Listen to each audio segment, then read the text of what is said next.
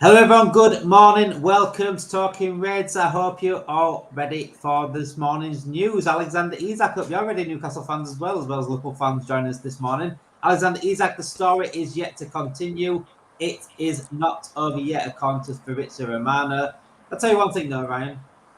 I don't know if I'm getting excited or not. I don't know if I want to get excited about Romano because I know what Romano does. I know exactly what Romano does. He knows what he's doing. Clicks, likes, whatever he wants to do. It does generate as much money as he can for him, and fair play to him. But yeah, on that, a little bit on Luis Diaz as well, and a tiny little bit on Rodrigo as well. I've seen another report on Rodrigo. So yeah, good morning, Beefy. Good morning, everyone in the chat. Make sure you do hit that like button if you are watching. It helps out massively in terms of the growth of the channel. Just takes 2 seconds to hit the like button, and also subscribe to the channel if you are new for all your latest Liverpool news and transfer news and much more. We've got much more coming up this season, so get involved in the chat and get involved in the channel as well. So let's start then with the breaking news from last night. Pretty much last night it was with Alexander Isak. Everyone pretty much flipped out last night because Romano repinned a tweet on Alexander Isak and Hugo Ekitike. So this was the original tweet, which was 3 days ago. Liverpool made club approach with Newcastle to discuss record bid for Isak. If Isak will be available, Liverpool can enter Ekitike race. Decision is up to Newcastle as they've never wanted to sell Isak plus offer a new deal. And you can look at this 2 ways. Is he reposting that based on Isak, or is he repinning that over Ekitike? He knows exactly what he's doing. This could be just about Ekitike. It moves on to Ekitike. That's all it could be. But because he's repinning that, it does include Isak in the tweet. But that's what gets the clicks. That's what gets the fans. That's what gets Newcastle fans going. Certainly, Ryan. We've seen it this week. I think we have to be careful with Romano because he's not what I'd call a football journalist. He's more of a football influencer. He doesn't write articles or anything like that or go and do his own scoops. Basically, he has a huge following. He knows how to get clicks and engagement, and agents use that to their advantage. 9 times out of 10, when he repins things, it's more to just go and drive attention again towards the original tweet for engagement and obviously, for income via his social media. But there's always that sort of like optimism, inside you where you're like, is this because he's got maybe a bit of fresh inside news? There was the talk yesterday of Isak and Saudi Arabia. Not too sure if that's legitimate or not, because it seemed to be like, far away foreign land journalists reporting it rather than anything, reputable. I'm the same as you. I don't think I'm getting excited over it yet, but I've also completely taught myself into that Hugo Ekitike is the better fit for Liverpool than Alexander Isak. But I think I've actually put myself in a really good position where if by some miracle and surprise we get Alexander Isak, I'm happy because we've got, the best striker in the Premier League last season. And if we don't, I've already completely sold myself on Hugo Ekitike. So for me, I'm happy either way. I mean, that's when Beefy's put in there. It makes some sense to Newcastle to sell to help out with money for them. They can't offer more wages or risk losing more players. They should be selling. That's what came out this morning regarding that. I think it was Athletic came up with that.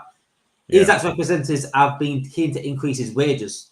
Part of the problem Newcastle have is Isak is already at one of their highest earners, and the club cannot afford to massively increase his wages. If they do increase his wages, they may need to trim the wage bill elsewhere and potentially sell. So it could cost like 2 or 3 players just to cover his new wages. They might have to sell 2 or 3 players. Are they willing to do that? So this could be a problem for Newcastle.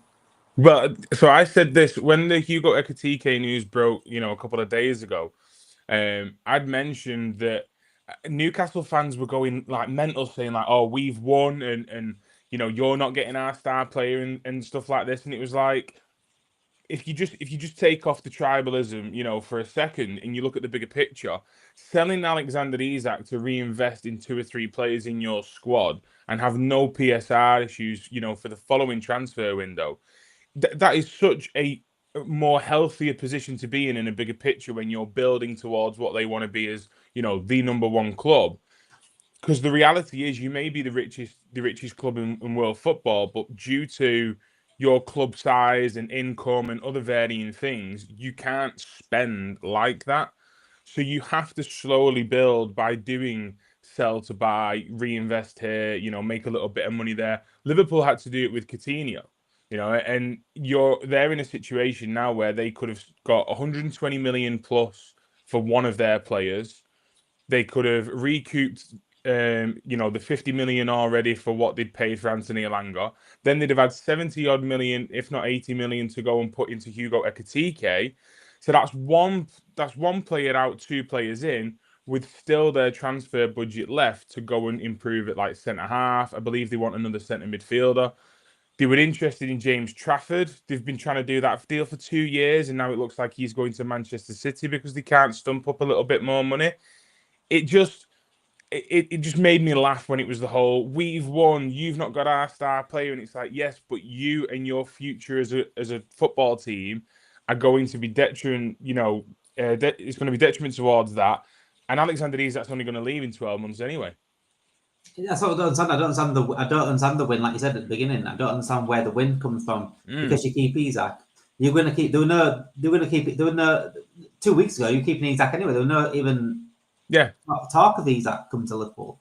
It's only because the reporters came out that said they were interested, and we've always been interested. We've been interested in it since the start. But if you remember, I've been saying on here for a long, long time. Ekitike has been the one that has been banded around more. Louis Steele said it many times. He said it's been the one that's been banned around Anfield most because it's more gettable. And we've seen that. It's more gettable. Isak is the dream, just like 20 years ago, Messi was the dream. It don't mean we're going to go get him. There's other players that are more gettable, and Ekitike is the one that they're always going to be more likely because Eintracht Frankfurt is probably an easy club to work with to get the money to get the player off them. Because right now Newcastle, like I say, they're on the trajectory. They're looking good. But they need to sell to get their PSR if they want, unless they want to stick with the same team now. They're done for transfers, and they keep Isak. That's fine enough. But at the end of the day, if you want to move forward, sometimes you've got to take a backward step. Coutinho was a perfect situation, and exactly what happened to us. We sell our best player to then go out and expand the rest of the squad. The difference between Liverpool and Newcastle, I don't think we fully need to be like, my problems with FSG back in the day. They've done right now. They've finally shown a little bit more ambition now, which they get the full person from me. But I don't think we should have needed to sell the best player. I think Liverpool make enough money itself, generate enough money, and that's the difference between Liverpool and Newcastle. Well, so yes, revenue-wise.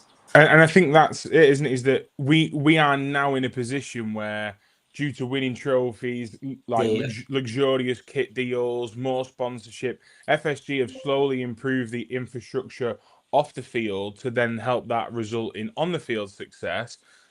Newcastle are in a similar situation where right now your sponsorships, your prize money, your whole attraction as a football club just isn't big enough yet to go and make that profit sustainability, to cover it.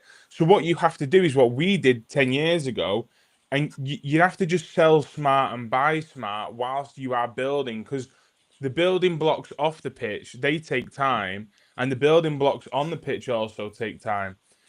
They've been rejected by 5 of their top targets already this summer. They're not willing to stump up the little bit of extra cash for players, which is telling me 100% they've got a really small budget that they can work within. So how on earth is keeping hold of a player that wants to leave? Oh, sorry, no, maybe not wants to leave, but is open to leaving. Don't rile them up, mate. Do not rile them up. Who is open to leaving? How is keeping him a better situation for Newcastle when all he's going to do is spend the next season? He'll still perform because he's one of the best strikers in the world, but he's going to spend next season having his agent flirt around and see what deal he can get, because they simply can't pay the wages of the player that they value as £120 million. So this whole, I come back to it, this whole we've won, I feel sorry for you because you're not seeing the bigger picture, because you just want that tribalism of, it's like winning a hook a duck, isn't it? It's like winning a hook a duck. You've won the game, but you get the worst prize ever you can possibly get. Literally. Everyone wins a hook a duck. Jen mentions it there perfectly. They're shooting themselves in the foot by doing this. Yeah. Let them have it. Let them have the win. Whatever win they want to win. To me, if they keep Isak, that's fair enough. I've never once. It was always the dream target for me. It was always the dream signing, but never once got my fully hopes up. But the thing is, with Beefy, what I said here, it just makes sense. It's not hard to not get excited a little bit because it makes sense for them to sell someone like an Isak because of the PSR issues, and they can dig their heads in the sand all they want. At the end of the day, there is a slight. I know it's a slight possibility, but there is a possibility that Isak does leave them, regardless of what they think. And that's what they're not like the talk of just the thought of him leaving. You're not gonna. Is your main guy up front? Is the one that gets you the goals, the one that wins you the games.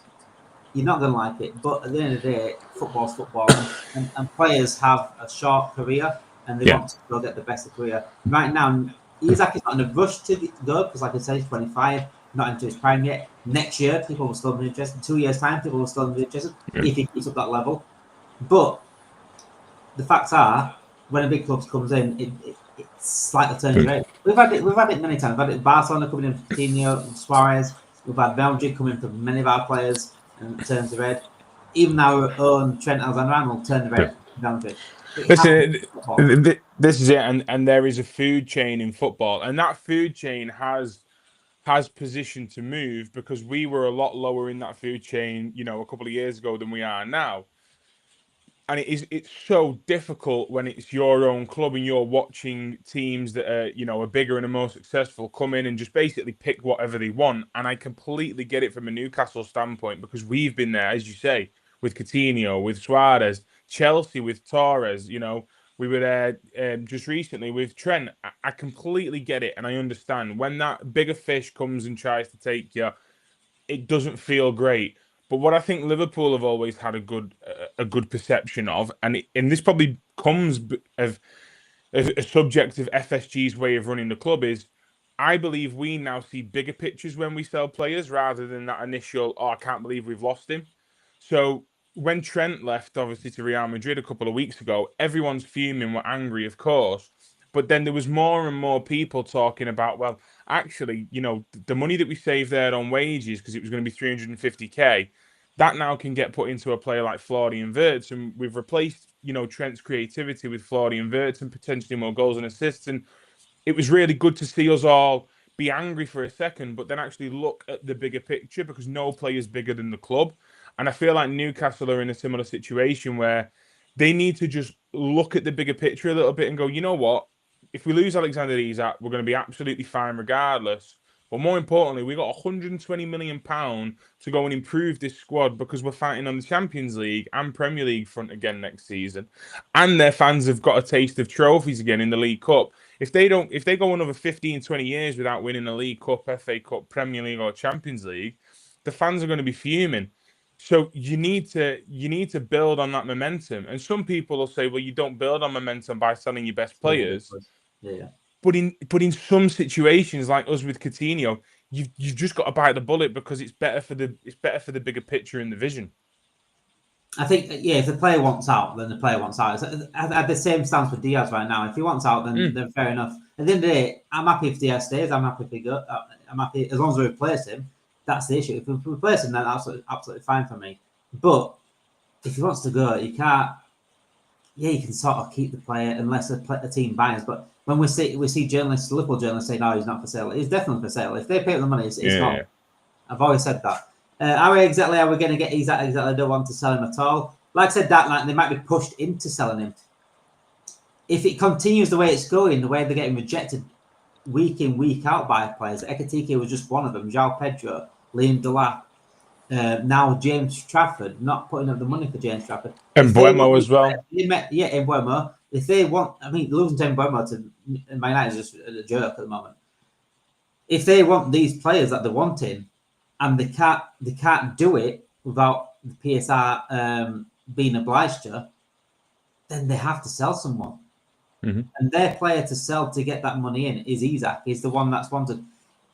It's depending what they're going to buy as well. I mean, Ekitike was going for what, 70 to 80 million. Yeah. And Isak would have to go because they're not going to get 70 to 80 million for Gordon.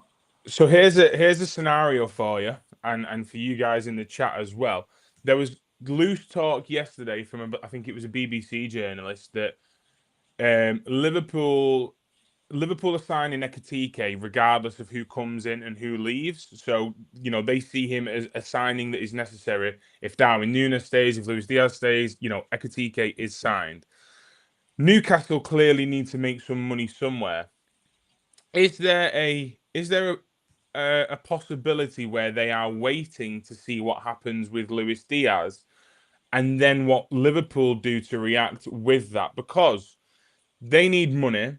If Liverpool sell Luis Diaz and say, for example, Rodrigo is unattainable, it seems pretty obvious that Anthony Gordon is going to be the second choice. They'd be a lot more comfortable selling Anthony Gordon for 70, 80 million than they would, Alexander Isak for 120, 130 million.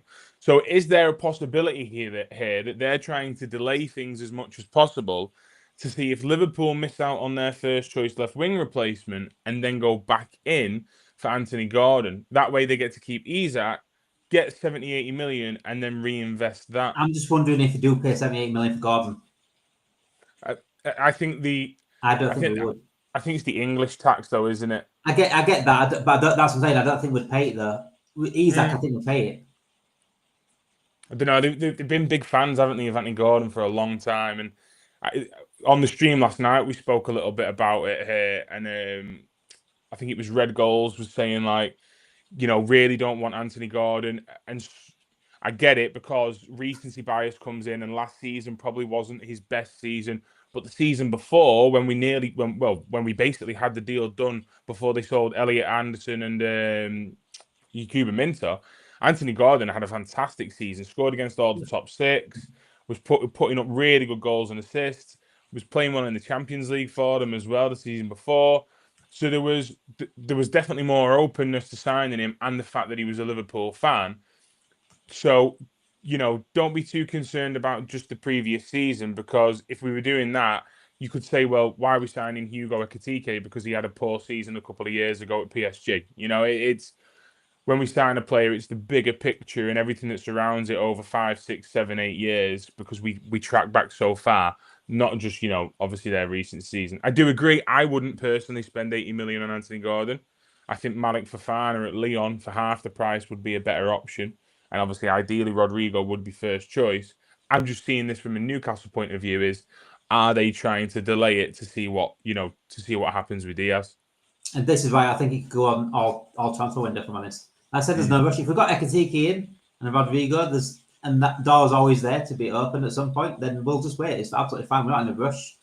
As long as we get, for me, if we get Ekitike in, I think Rodrigo has to come in for me. We need to get him forward. We can't just have Ekitike by himself, if I'm honest. Just imagine for a second if this signing came off, then we got Rodrigo. Now close your eyes and picture him. Wow, unbelievable. I mean, imagine if we got Ekitike and Isak, Newcastle fans would go into orbit. They would go into orbit, not only losing their player, but losing their target as well. Now it's all up to player decision. I'm not excited by Anthony Gordon at all, says Norfolk. I think there's not many. It's just a plethora of the players out there at the moment. There's not really many available, especially left wing. If Diaz is gonna go, Gordon's probably worse than Diaz, but he's still got age on his side to get better. Rodrigo, however, I think he's on the same level, maybe even better than Diaz, but age on his side as well. So obviously Rodrigo is probably the better signing.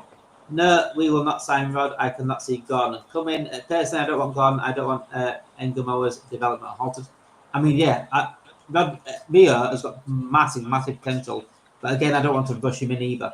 To do it correctly here, I still think we need two wingers in front of Ngumo, Rodrigo and Catbob being the perfect ones, and then ease Ngumo in as much as we can. I saw a report saying Isak doesn't want to go to Saudi Arabia.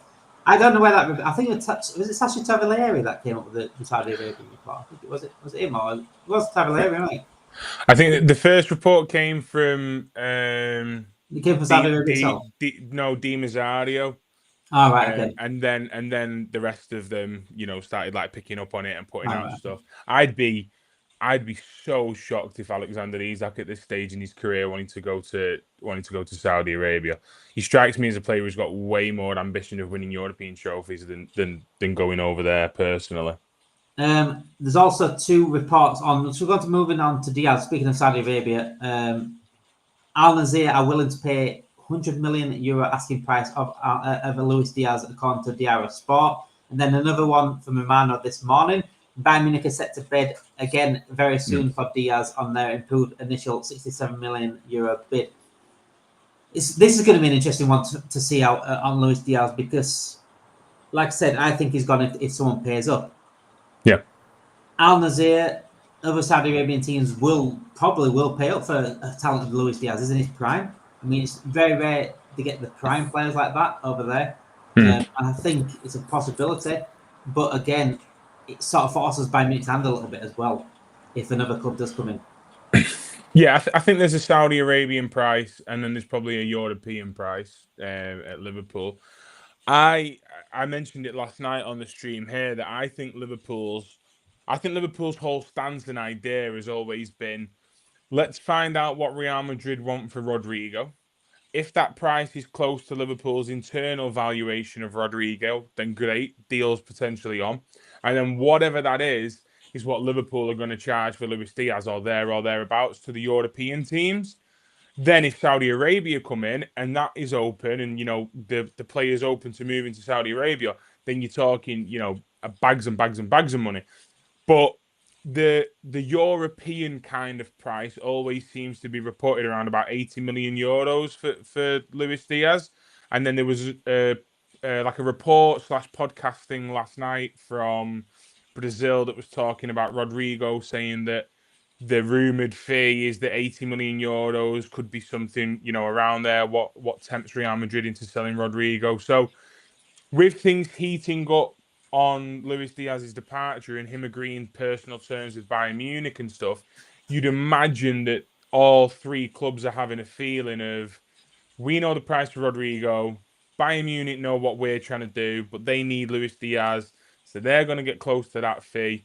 And then hopefully every club ends up happy and everyone involved ends up happy. Rodrigo gets a fresh start and gets the platform to become that world-class player that we all know he is. Luis Diaz gets his big, massive payday come the end of his career, but gets to stay in Europe. And Liverpool replace the player basically like for like, if not a little bit better, with 4 more years on his age.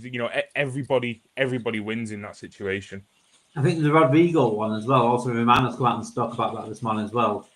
It's a very, very complicated one because he still likes Real Madrid. He still wants to stay at Real Madrid if he gets the opportunity. But like I said, it doesn't seem like Real Madrid really. Alonso certainly doesn't want to keep him. But it's not a bad club to switch to, is it? In Liverpool, really? No, it's not like Rodrigo is going from Real Madrid to to a lesser project.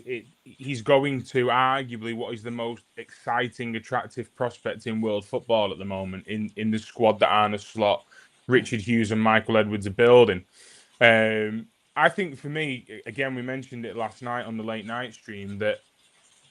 For me, I think Rodrigo's at that position now where you can clearly see he loves Real Madrid. Most Brazilians and South Americans do. The way that he plays for Real Madrid. And then someone mentioned on the comments that he put up an Instagram post a while ago speaking about don't be afraid to be fair. Basically sometimes being too kind can make you unwanted. And the sort of like roundabouts of it, what we all gathered was, I've been good to Real Madrid and I've played out of position and I've sacrificed myself a little bit. I'm now waiting for that chance to be the starting left winger and play that left winger role week in, week out. Give me the platform that I need. Xabi Alonso's obviously come in. Not only has he not played him on the left wing, he now fancies Arda Güler over him as well.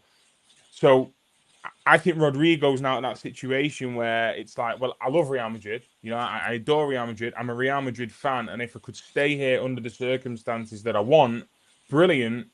But I've got my own career, my own ambitions. And more importantly, I've got my own potential to fill. Because I don't know about you, Damo, but I think he's got like Ballon d'Or winning potential. I absolutely I won't love say Ballon d'Or, Rodrigo. but yeah, Oh, yeah, I think big admirer of him. Big admirer I of him. think he is. I think he's genuinely insane to get nearly 40 goals or assists in 60 Champions League games for Real Madrid before the age of 24, playing out of position as well. Strikes the ball on both feet. He reminds me of Desiree at PSG. The way that he just sort of glides through players. We were saying last night that he's one of the few wingers in world football where when they get the ball, they're just at you. They are directly at you. Mo Salah's probably another one. Kvaratskhelia, Desiree. These wingers that it's not about touch, play back, try and make an inverted run. It's I get the ball at my feet and I just go at you. I go at Yeah. you. I go at you. I go at you. And those players, they make you fall in love with football, and they are so frightening to play against. And with the Liverpool fans on his side, bouncing off Florian Wirtz, Hugo Ekitike, Mohamed Salah, McAllister, I genuinely do not see why he can't go to like a world-class next step level We've personally. had recently good purchases, Brazilian-wise, in Very good. Kobe, Alisson, Fabinho. Before that, was quite Diego Cavalieri. Lucas Leiva. Lucas Looks like it was all Leiva. right. He was all right. Yeah, he wasn't incredible, but he was all right. Welcome to Liverpool, Isak. I think Liverpool Univocal is trying to wind up the Newcastle fans here with this. Beef, I've caught you here, Beef. I know you said you're going to go. I really want you to stay and watch, guys, but unfortunately I have to go. Have a great day, everyone. Love your channel. Speak to you again soon. Thanks, guys. Have a good day, Beef. Whatever you're doing, it is raining. Wherever you're from in the world, it is raining in the UK now. So we've had a summer. We've had 2 weeks of summer. That's it. It's absolutely gone. What do you think Isak wants to do? We've had nothing from him. And I don't really expect anything from him personally, really. No. He's not going to publicly come out and say, yeah, I'm tired of Newcastle now. I want to move on. I just think it's all going to be through reports. If his agent pushes it, I think there has been something said to Newcastle for Liverpool to approach Newcastle for, because Liverpool do not approach clubs without some form of encouragement. It might be the slightest of encouragement, but they've had some encouragement from somewhere. Newcastle and Isak reportedly had a meeting. And since that meeting, Newcastle have gone for Ekitike. Yes, their fans can say 4-4-2 all they want. They're not going 4-4-2. It is not Mike Bassett, England manager. They are not going 4-4-2. They were looking like they were going to replace Isak with Ekitike. It looked like an easy succession. The reason why Ekitike is a target for us is because it's a similar profile to Isak. Very, very similar. Not saying Isak's a different level.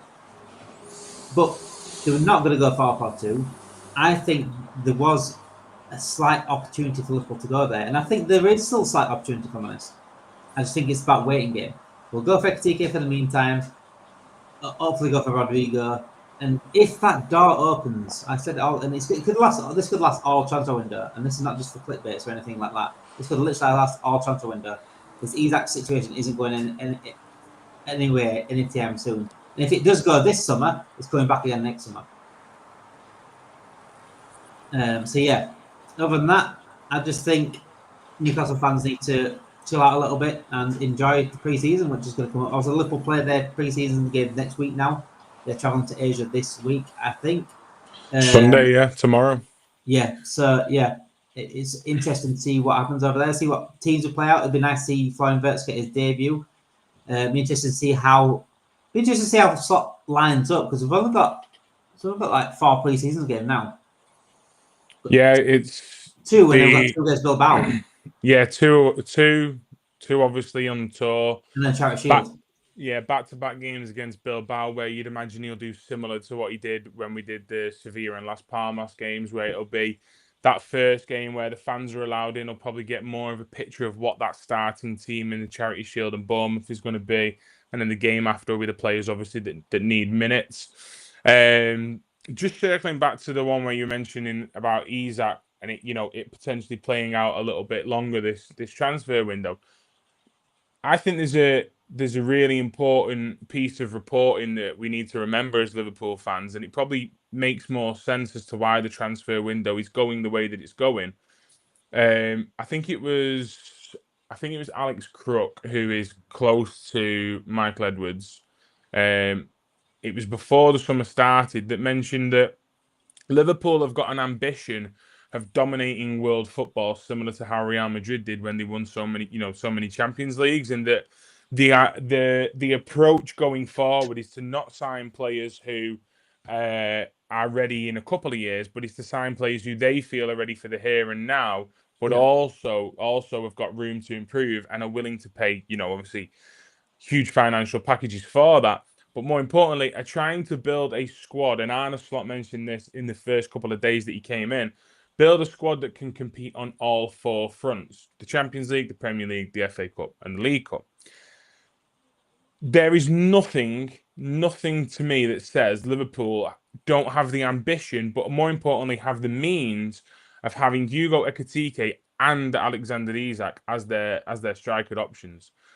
What I think will play out, what I think would indicate that would be if Hugo Ekitike signs, we won't hear the interest stop in Alexander Isak. We already all know that. But let's say he doesn't move this summer. If Liverpool don't sign another striker and carry on next season with, say, Chiesa as the backup, or they say they sign a Rodrigo and they say, well, Rodrigo can cover that as well, or Jadon Dan sticks around, or Lewis Kumas.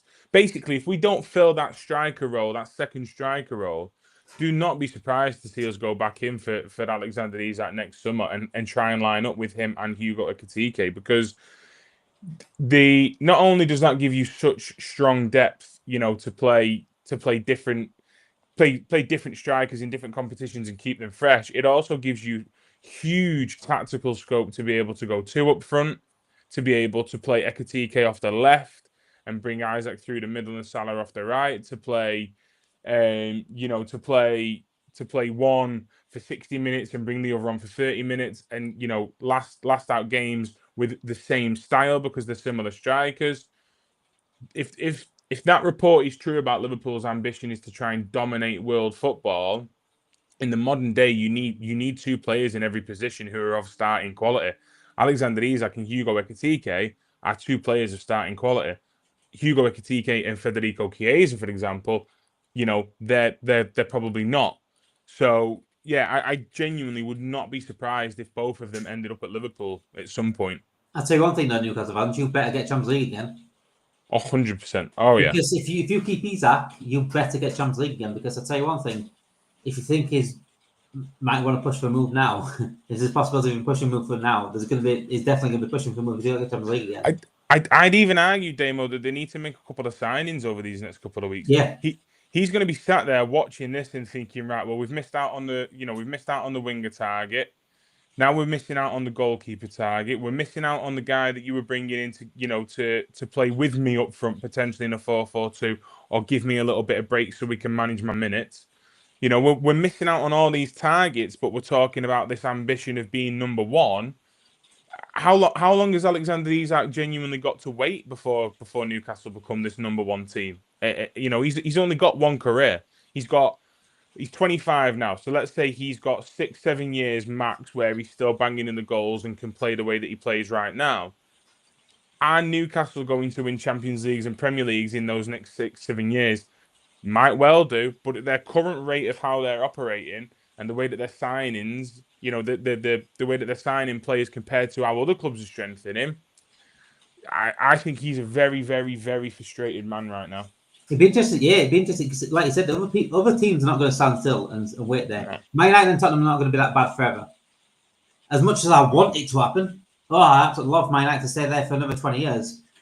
They're too big of a club to stay there for 20 years. It's a bit like we were. We were never going to stay poor, and we've just got to have the right people behind them. Too big of a club to be down there.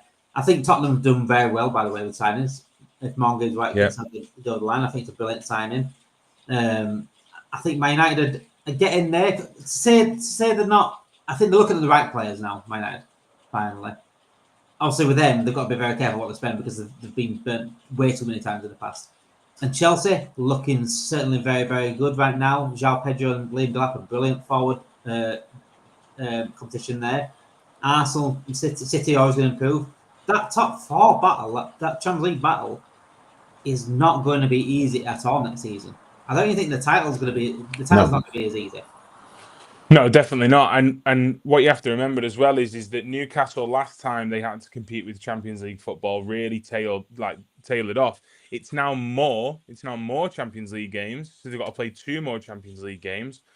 But more importantly, their squad's getting weaker rather than stronger. In my opinion, they've got rid of Sean Longstaff, who's been a fantastic servant for them, with no midfield signing. So they've currently got 3 to 4 midfielders who are of starting quality. Their fullbacks in Livramento and Lewis Hall, again, brilliant players, but both of interest of other clubs. Tiro Livramento, was rumoured to be going to Manchester City. Their winger situation is probably healthy at the moment with Gordon, Alanga, and Murphy. And Willock, I suppose, a little bit, but their striker situation is Alexander Isak only, and we know he can't play 3 games in a week. So right now, where do they prioritize next season? Because the Champions League, if you win the Champions League group stage, it's £80 million, which is a ridiculous amount of money that we got last season for winning the group. Do they put their eggs in the Champions League basket at the start of the season because getting up in that group stage is worth more money? But then does that come as a sacrifice for their Premier League points and position, because currently their squad probably isn't strong enough to fight on both fronts? They've got a League Cup and that they need to try and defend as well. They've got an FA Cup that they obviously want to go for, because those domestic trophies are what's going to keep fans believing in this project and the bigger picture. I think maybe we get a better vantage point because we're not fans of Newcastle, so we can see it a little bit more for what it is, and we don't have black and white tinted glasses on. But right now, you could see it in Eddie Howe's interview when he was on pre-season a couple of days ago. I think they're a worried club at the moment. I think they're a really worried club. Beef said they just had an alert saying issues with Isak contract renewal. I've not seen out Beefy. I've just looked as well online to make sure there isn't anything on Isak. Don't worry, Newcastle fans. There is nothing on Isak and contract issues. It will. We're gonna get the truth at some point. There's gonna be reports coming out at some point, whether it's a yes or a no on Isak. It's gonna come out at some point. It's about being patient. I think right now Liverpool doing the right thing, waiting for him, keeping the door open for him. If we don't get him, then Ekitike is the one. But I still hope it is not just Ekitike by himself. Because I think it would be a good transfer window if we get Ekitike in the game. He'd be a good transfer. I said, I think Armani asked me, was it Armani or was it Reese that asked me? I said an 8.5 out of 10. But I said, okay, in terms of forwards, I think it's quite underwhelming if it's just Ekitike. Does that make sense? Yeah. But yeah, I think if Rodrigo come in, it's like a 10 out of 10 window. I still think we need a DM. I still think we need a DM to either keep competition for Gravenberch, a defensive-minded one, or push Gravenberch forward. Because I think last year, obviously, he had a brilliant first half of the season, but second half of the season, we got found out massively in that area. Yeah, I think there's argument for the. I wouldn't so much Taylor off, but the Champions League obviously was disappointing, going out against PSG with how well we played, and then the back end of the Premier League, obviously we'd already won it, so results started to dip a little bit. But what I would argue is that I think we're now in a stronger position where Slot trusts the wider squad more than last season. Last year it was two or three players after the starting 11 that he trusted. So Gravenberch played more minutes last season than he'd done in any other previous season in his career, and he's still so young that if we also switch to a number 10 in Florian Wirtz, then you've got 2 positions to fill it rather than the 3 in midfield. And we saw Szoboszlai play deep against Brighton. Szoboszlai plays deep for Hungary. That's probably his best position. He's mentioned he thinks that's his best position. I see a world where those 2 midfield positions are now between Endo, Gravenberch, McAllister, and Szoboszlai, which is a lot more healthier than last season when it was probably just Gravenberch and Endo, maybe, Curtis Jones as well. Oh, well, yeah, exactly. And you've got Curtis Jones, of course. But I'd imagine Curtis might go and play in that sort of like Wirtz role, similar to what he did last season away at City, where he played as like that second striker. So I think the DM one is probably on Liverpool's. I can sort of wait. I can wait for this because the window's been brilliant. I can wait for a DM slightly. Usually, I don't wait for play. I don't like waiting for players because the window's been underwhelming in the past. Yeah, You know, we've still not really replaced Fabinho as such, and I've been unhappy about that. But this summer, now we've got Wirtz, Gehi, Frimpong, Kirkes, Ekitike, Rodrigo that comes in. That's a very, very good window. I yeah. think leaving one position is okay. In the past, leaving one or two positions haven't been okay because the transfer windows have been underwhelming as a whole. Yeah. So yeah, and I think we could have spent a little bit more in the past, but it is what it is. Move on to the future. I think we're looking very, very good right now. I think we're the best place we've been in years, and we've got the right manager to get the best out of whoever we get in. I think it's the perfect manager to bring in, and the due diligence on Arne Slot was fantastic. One thing I will say though is regarding the forward line, I do worry slightly if Rodrigo doesn't want to leave Madrid and they keep him. You spoke about Gordon earlier, Ryan. Who else? Fofana, obviously, probably a good option to bring in. Cheaper price, probably. Yeah, I'm a little bit worried about the Fofana one. Not in the sense of, him as a player, just more as the makeup of that attacking line. That's probably a player that needs a couple of seasons to get up to the speed of the Premier League and Liverpool Football Club to make him a starting left winger for Liverpool. So my worry with that front line is the same as you, is that if let's say we get Hugo Ekitike, then that's definitely an improvement on Darwin Núñez for sure. If Luis Diaz leaves and it is Rodrigo, then that, for me, that's, identical, if not an improvement. Yeah. Anthony Gordon does worry me, a little bit, where it'd only be him and Gakpo to choose from. Ekitike alone would be also scary if that backup was, Federico Chiesa. If it's Ekitike, Chiesa, but we sign Rodrigo, who can also play through the middle, then I'm a little bit more comfortable with it. That makeup of that 5 or 6 attackers, it genuinely all depends on what kind of profile of left winger you get. We've seen Gordon, to be fair, play through the middle for Newcastle and England and has done well, but I'd feel comfortable and enthusiastic and optimistic about a season if it was Gakpo, Rodrigo, Ekitike, and let's say Chiesa, and then it's Salah and Frimpong as a makeshift, or it's Salah and Rio gets his little chances, because we've also got AFCON to contend with, and when Rodrigo Mo play right wing as well, so exactly. So when Mo goes, I'd be more comfortable if it was Gakpo, Ekitike, Rodrigo, rather than Gakpo, Ekitike, and Anthony Gordon, or a Frimpong. So yeah, that after the striker situation is sorted, that left wing one is absolutely key, really, really key. we're still waiting on the talks of Konate. We don't know what's going on with Konate. We don't know what price he's asking for. If it is wages that they're not agreeing on, we still don't know what we're asking for. So Konate sort of rubbished reports of 200k, didn't he? But it's looking more likely now he's going to be joining Real Madrid next year for free. The Gehi talks have sort of come off a little bit. They've quieted down a little bit. I think there were talks about £45 million was what Palace were asking for. Liverpool aren't willing to pay that because it's free next year. Yeah. But did they go back and forget? I don't know. I really don't know. We do definitely need a centre back. We just lost one. I think the thing with the Gay one is the longer it plays on, the more it strengthens Liverpool's hand. I don't think that's a situation where you're at risk of losing the player to another club. It by all accounts, it seems as though Mark Gay and Liverpool have both got a really strong understanding of that. They want each other. The longer it plays on and the longer it gets closer to the window, the longer Crystal Palace are sacrificing £35 million, £40 million.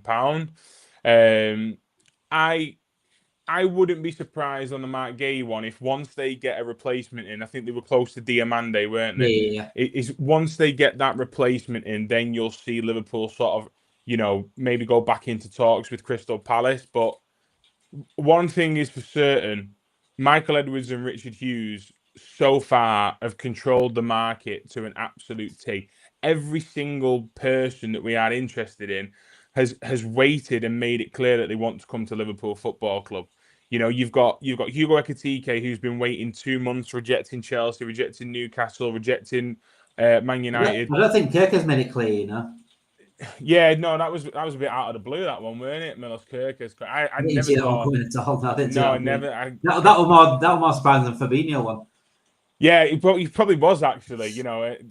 After his dad did that 15,000th podcast saying we were going to Liverpool about 4 months before it happened, I thought he was just spinning lies. But yeah, it's they have controlled the market so well, and ultimately we have probably the most intelligent people running our football club at the moment, and if they believe that, putting Mark Gee on the back burner is what strengthens our hand, then I completely trust them. Dan Nassr, what about the Diaz story? We did go over the Diaz story earlier, Dan, but I will reiterate again what happened with Diaz. So Diarra Sport came out and said Al Nassr are willing to pay 100 million euros for Diaz, which is the asking price that Liverpool put on. And Romano has also come out this morning saying Bayern Munich is set to bid again very soon for Diaz. So their initial bid of 67 million euros was rejected by Liverpool. How high Bayern Munich could go, I have not a clue. I don't think they can match Al Nassr. They probably can match Al Nassr. Whether they do or not, that's a different story. Well, they potentially had the money there for Florian Wirtz, and I think Liverpool know that, don't they? And now they've got even more need for one because Jamal Musiala's out for a long time. And Diaz is their number one. The report the other day saying Diaz, that's all they're drying up at the moment. The fact is, Isak publicly said he wants to move to Liverpool. Is showing respect. However, behind the scenes, my gut feeling is not happy with Newcastle and resolving the matter. I think there has been some form of conversation between Newcastle and Isak, and he might want to go, but he's not the kind of person. It doesn't seem the kind of person to push it. That's no. If Newcastle stance is like you're not going, whatever, I think he'll sort of take it a little bit. Yeah, because ultimately he's in a position where he's still got 3 years left on his contract. He's going to be playing in the Champions League next season, so he doesn't want to upset any relationships with Newcastle, because next season there's 2 years left on his deal, so he's probably in a stronger position to push for a move and fight for it there. If he makes his position with Newcastle, quite toxic and it starts to become a little bit strained through his behaviour this window, you're just making an awkward atmosphere for the following season, and then it's not good on character either. It's not good for his coming on his character. And he knows as well. He knows that in another year's time, there's going to be more clubs at the door for him. Real Madrid will be there because they're always attentive to those kind of situations. Barcelona are going to have to replace. Getting any younger. Yeah, they're going to have to replace Lewandowski. Bayern Munich with Harry Kane. Obviously, Liverpool will still have an interest. There'll be Arsenal potentially looking into just strengthen and have 2 attackers. There'll be Chelsea who don't care how many strikers they've got. They're willing to spend money anyway. So there'll be more clubs at the table for him next season, and he knows that. So yeah, I agree with you. I don't think he'll come out and do anything public. Keep his relationship with the Newcastle fans. Get the agent to do a little bit of pushing, and a little bit of, we'll just drop that in there and we'll drop that in there, that we're not happy with contract talks. We're not happy with, we're not happy with the transfer business so far. We'll just drop those little pieces there. I think they're doing it the right way right now. If it gets to the end of the window and Liverpool basically tell him, look, it's now or never to join Liverpool Football Club, you never know. But I think we're happy to be respectful to the player as well and give it another year. But I see any news on Rodrigo to Liverpool next 48 hours? Yeah, regarding Rodrigo, it's a bit like Isak. It's a bit on Rodrigo. Obviously, there's reports that Rodrigo's happy to stay. He loves Real Madrid, but then again, if a new challenge comes to him and he's not really wanted fully, I think he's on about minutes as well. If he gets the minutes at Real Madrid, then fair enough. I think I do think he probably wants to stay, if I'm honest. But if he's not going to get the minutes, then he deserves first team football elsewhere. It's a bit like Harvey Elliott in a way. Harvey Elliott deserves first team football. Yes, he's a Liverpool fan. He wants to stay, but at the end of the day, he's got to look after his career. He's got to make sure he's put himself first and get the minutes that he deserves. Beef said, "Damn, I've been found. Time to go this time, bye everyone." What are you doing, Beefy? What do you mean you've been found? Are you hiding? Are you hiding in the corner of your work watching Talking Heads? I appreciate the dedication, by the way, Beefy. I do appreciate the dedication. Do not get in trouble for Talking Heads. Do not get in trouble for Talking Heads. You can catch up. By the way, it's recorded. This stays on YouTube for the rest of the day. You can always come back and when you rewatch it. And watch it again, like whatever parts you did miss. But yeah, do not get in trouble for us. It's not worth it at all. Unless we do sign Isak, then just don't work at all. If we sign whatever corner you need to hide in to watch that stream. If we sign Isak, you've got to take a mandatory 48 hours off work and just watch compilations of Alexander Isak, haven't you? You say you got the shits. It always works. Always works. But yeah, thank you for joining us anyway this morning, Beefy. Thank you everyone for joining us this morning on a Saturday morning. I hope everyone's doing well. I know the weather's turned a bit poor in the UK. If you're in the UK, I know the weather's turned a bit poor, so can't really chill out outside as much. But enjoy your weekend anyway. Whatever you do this weekend, make sure you do hit that like button on that video. It helps out massively. 2 seconds it takes to just click the like button on the channel, on the video, and it helps out our growth of the channel. Make sure you do subscribe to the channel if you are new as well. We're going to get more shows out there. Also, Ryan's just started the Late Night Reds, which is on at 9:30. But you'll get if you press the notification bell on the channel, you'll get a notification when we do go live. We'll tell you when we're going live, and hopefully Ryan will going to do more of them next week for the Late Night Reds. Again, we're back again for 7 o'clock later on for our usual time as well. Morning Reds is pretty much every day at the moment right now, so Morning Reds is that. But yeah, got some big shows coming up, rival shows, much more forfeits on our FPL shows coming up. We're going to get our FPL leagues up and running, and we're going to get an FPL league for you guys on the chat as well. If you absolutely love FPL, Fantasy Premier League, get in the chat and we will send you the links to it and the code for it so you can join in with the team at Talking Reds. And we're going to have a little bit of a thing for Talking Reds where we do forfeits for the monthly loser. Maybe monthly loser. We'll see how it goes. But yeah, thank you for watching. Make sure you do join us again later on at 7 o'clock. Have a great day, guys, and have a great weekend. See you later, guys.